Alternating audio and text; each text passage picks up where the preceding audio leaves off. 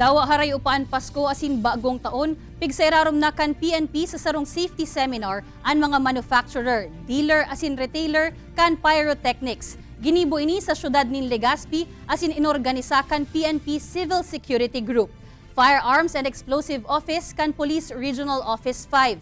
Ginatos ng mga negosyante na miyembro kan Philippine Pyrotechnics Manufacturers and Dealers Association nagikan pa sa manlain-lain na rehiyon ang nag-atendir sa aktibidad.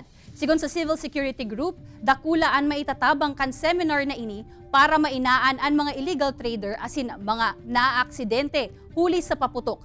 Nangapudan man ang mga otoridad sa publiko na sa mga lehitimong seller sana magbakal nin paputok para masyerto ang kalidad asin makalikay sa peligro. Ang safety seminar saro sana sa mga rekisitos nganing matauwanan nin permiso na magnegosyo nin paputok ang sarong persona.